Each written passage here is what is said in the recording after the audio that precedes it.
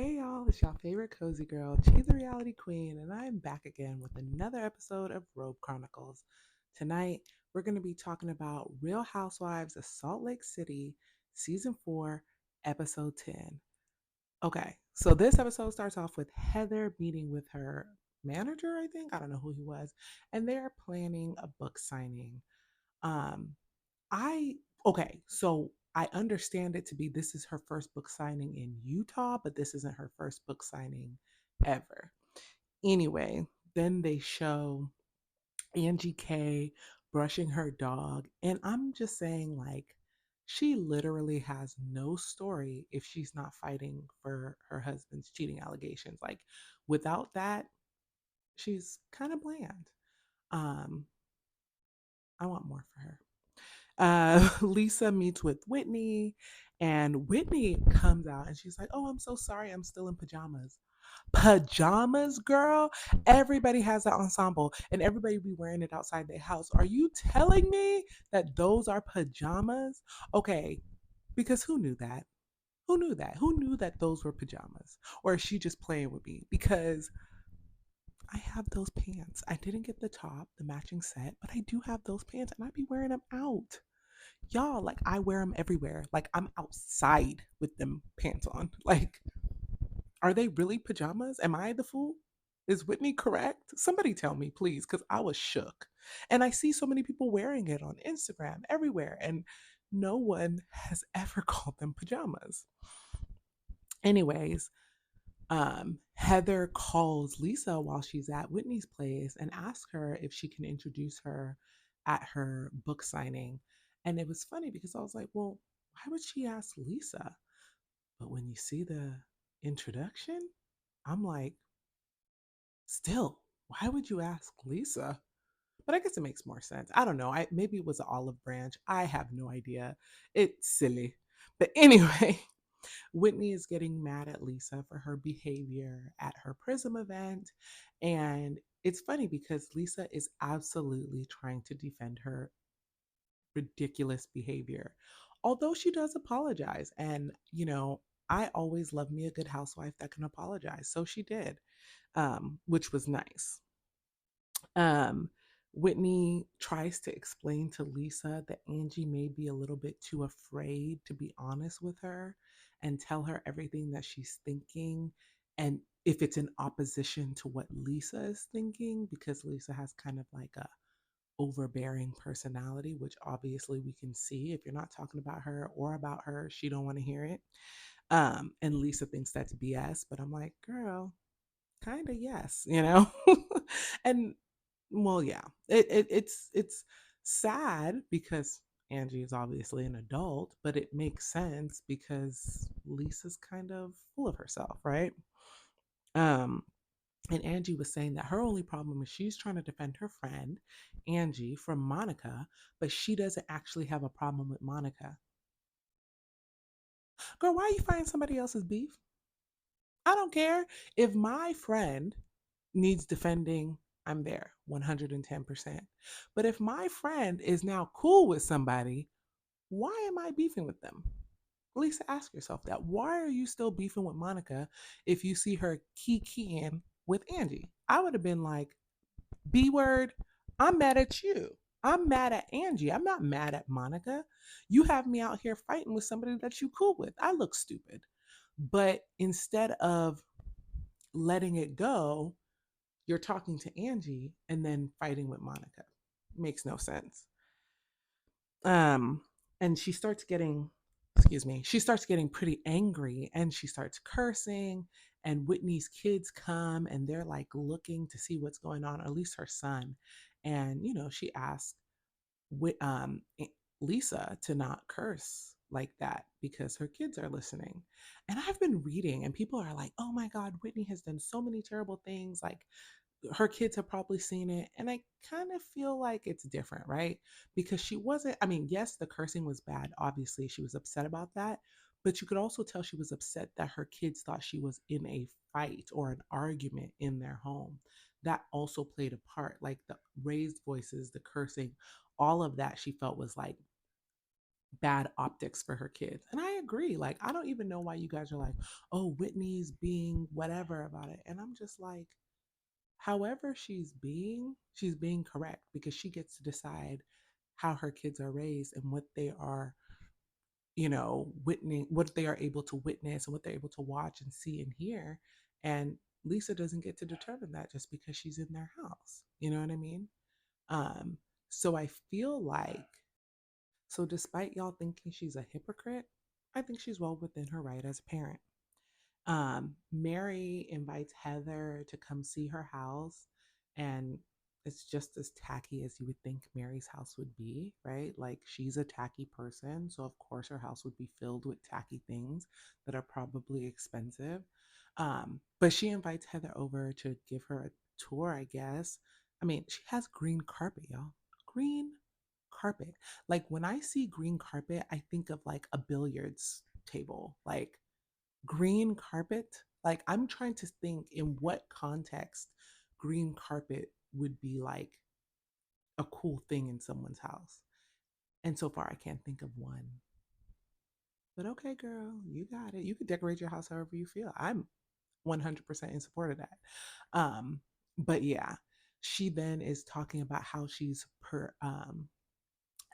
written about in Heather's book, and she doesn't like it. She feels like it's dishonest. And after Heather read what she wrote, it seemed pretty accurate to me and to anybody who's listening. I'm like, I think that Mary has no idea who she is. Like, she's a terrible person who has no idea that she's a terrible person. Like, she literally has no idea whatsoever. Like, she can't even fathom that she's a bad person. She thinks, I'm a woman of God that's really good and nice to people, and she just does not see how she can be a bad person. Like, even when Heather was like, well, you called me inbred, and she's like, well, yeah, I think you do look like that. Like, do you think that's a nice thing to say about people? And I genuinely thinks that she thinks like, oh, well, I'm just being honest. I can't be mean if I'm being honest. And the truth is, you can be mean if you're being honest. And she's not a good person. Like, please, Bravo, stop showing her. I don't want to see her. She's mean, she's nasty, and she's tacky. She's not even like well dressed or anything, or like, I don't know, just get rid of her. Anyway, Meredith is doing her podcast with Seth. And before we move forward, who has listened to that podcast? Has it dropped yet? Has it released?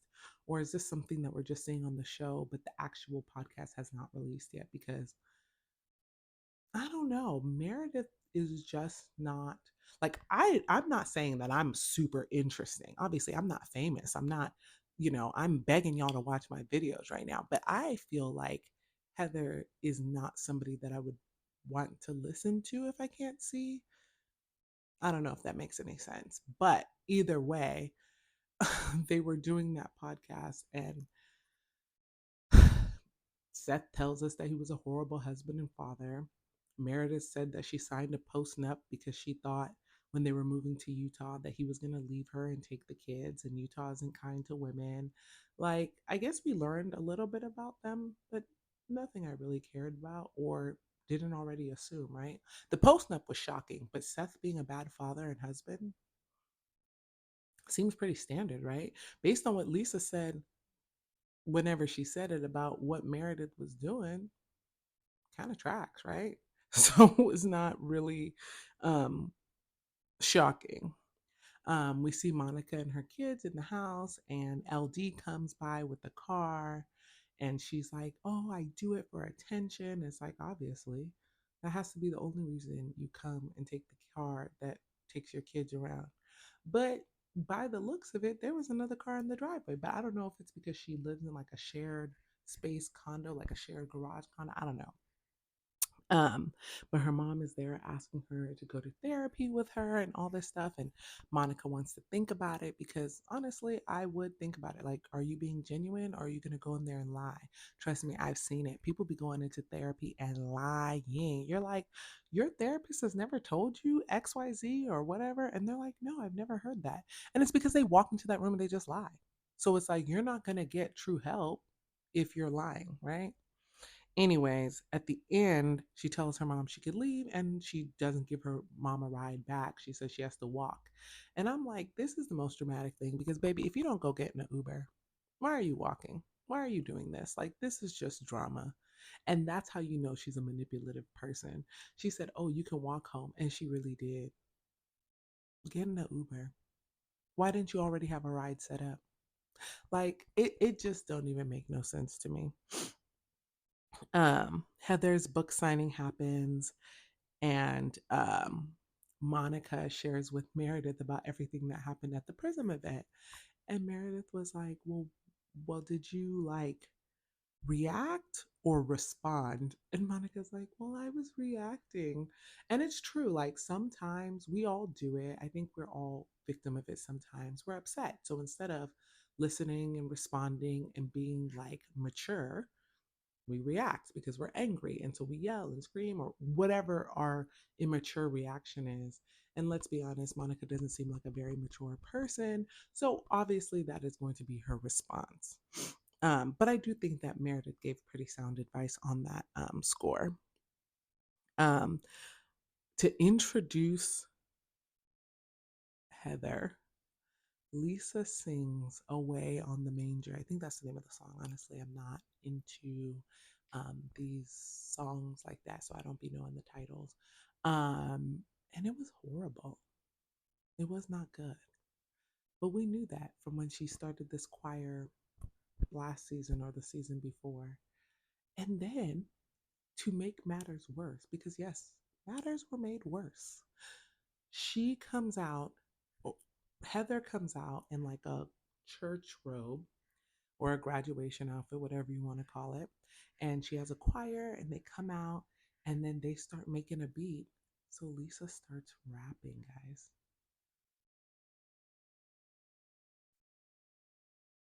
It was bad. That's it. That's it. That's all I can say about it. It was bad. Like there's no other way to explain what we witnessed besides it was bad. And I hated that I had to watch it, right? Like if I had known what was coming, I would have fast forwarded it, right? It was not good. But I guess it was supposed to be catchy, entertaining, funny. Maybe Heather wanted to embarrass Lisa because Lisa hasn't been a good friend. Who knows? But whatever it was, don't do that again, Heather. Like, don't let Lisa do that to you. Or Lisa, don't let Heather do that to you. Whichever one, whoever got who in that situation. Um, Angie goes up to Meredith and decides to, bring up her problem with her. And Angie, please, I told you, she doesn't have a storyline if she's not arguing with Meredith. Like, there's nothing interesting about the girl. Like, she has money, she has a husband, she got a kid, but she's not interesting, as I'm finding out. I hope there's more to her because if she's here to stay, I mean, if she's not here to stay, I don't care. But if she's here to stay, then I hope there's more to her than supposedly her husband is sleeping around town, right? Because that can't keep being your story. I mean, we saw it with Michael Darby, right? But like, we can't just have another husband doing the same thing. We need variety. um, but yeah, and to me, this kind of reminds me of when Meredith had a problem with Jen Shaw. And every time she saw her, she wanted an apology. She wanted to talk about it or be upset about it. And it's like, you ain't over that yet? Like, the season ended, y'all had a reunion, this, that, blah, and you keep bringing it up every time they show you and her on camera. Like, girl, did it. And that's how I feel like Angie's doing. So maybe Mary's just getting a taste of her own medicine because, ugh, it's just, I hope, I hope to never hear about Angie and Meredith's beef unless it's about something else. Simple. Um, but she apologizes. I don't know if it was a good apology, but she apologized. Um, but yeah, and they move on, or she walks away from Angie. So if that's moving on, I don't know. Then Heather has her event continue. She reads excerpts from the book, and honestly, I have not read the book. I probably will not read the book. I mean, if it's on audiobook, maybe. But what I will say is based on the excerpt and things that she has said, That book seems like it's a really good book for the people who need it, right? For the people who this affects or has affected, or even something similar, this seems like a good book. And I'm not going to take that away from Heather, because even the guy that came up to her, he could be staged, but it sounded real. It sounded like something people are going through. And even if that is staged, there is someone who is going through that, right? I have had friends that I went to school with that were Mormon, that left the Mormon church, and it's very isolating. I know that to be true. Um, so I can imagine that what she's going through is something other people have experienced. And so I do think that her writing it down and giving space for other people who feel this way to see it is kind of cool. I like that for her. She decides to write a second book. I don't know what this book is going to be about, but she did make sure to get the consent from her daughters, which I thought was really nice because they're the ones that are being bullied based on the current book. So I do like that she went to her, and her daughters are obviously excited and want that for her. Um, then that event ends, and Angie and Lisa meet up because they have not spoken. They didn't speak at that event, even though all the wives were there. And they haven't spoken since the birthday party for Whitney's daughter, or maybe the Prism event, which was the next day. Yeah, and they haven't spoken, so they're trying to meet up and talk. Um, and Angie basically tells her exactly what Whitney said, that she is afraid to kind of bring stuff up to Lisa because Lisa gets so angry. And then she also explains kind of like how her and Monica came to good terms. Like she came, she spoke to me, and I decided to forgive her, which is a reasonable adult, mature thing to do. Hey, the person came, they apologized. Let me give them a chance, right? Who knows what's going to happen? Um, but Lisa doesn't like that. She's like, "Oh, I feel like you were talking shit and this." And I think that there is a difference, right? And I saw somebody's TikTok where they talk about like talking shit, venting, and being messy, or whatever the three different categories was. And I think that maybe because Lisa riled up Angie, Angie was kind of like, "Yeah, she ain't shit," kind of on that line of thinking, because Lisa was like, "Do you really think Mare is the problem? Or do you think Monica is the problem because she actually said it?" And that is what caused the problem. So for Lisa to be like, "Oh, I don't have a problem with her outside of you," when you were the person trying to make the problem, seems a little crazy, right? I'm just like, you're kind of fake and messy, right? Um, and Lisa is kind of upset. And it's crazy because Lisa just cannot deal with anything not being fully, completely revolved around her. It's actually pretty sickening to watch. Like, we are watching somebody who has no concept of other people, and just the only thing that matters is herself. Everybody, she thinks about things in relation to her and how it affects her, and things work for her, and everybody else is just secondary to that. And it's kind of crazy, right? But I don't know. I know a lot of people love Baby Gorgeous. Let me know what you guys think. This episode was kind of, I think it was one of the lighter episodes. I mean, obviously, they haven't gone on another trip. They're getting ready to, so I'm excited to see how that works out. We know that the drama unfolds between Monica and Heather, because Monica apparently is someone who hasn't been paying her bills, and Heather didn't know that. And so we all know on this side of things, right, that there's a lawsuit from Beauty Lab on Monica, and Monica is countersuing for botched um, procedures. So I'm kind of excited to see how that plays out, because Monica is kind of in everybody's good graces. And we all know from BravoCon, she was not in nobody's good graces. Like, she actually is beefing with the entire cast. And I'm really trying to figure out what our girl could have done, our good sis could have done, to end up in everybody's bad graces. Like, for me, yeah, she didn't pay her bill. I don't know how much it is. Yes, I'd probably be mad, but the way they're treating her like a pariah, a social pariah, is like, what did she do, right? Because, I mean, we know that she slept with her friends, or I mean, her brother in law? Like, did she sleep with one of the housewives' husbands or boyfriends or something? Like, I'm really, really curious because this type of behavior is crazy. So, if anybody knows or has any early tea, like, please drop it in the comments because I want to know what the heck happened.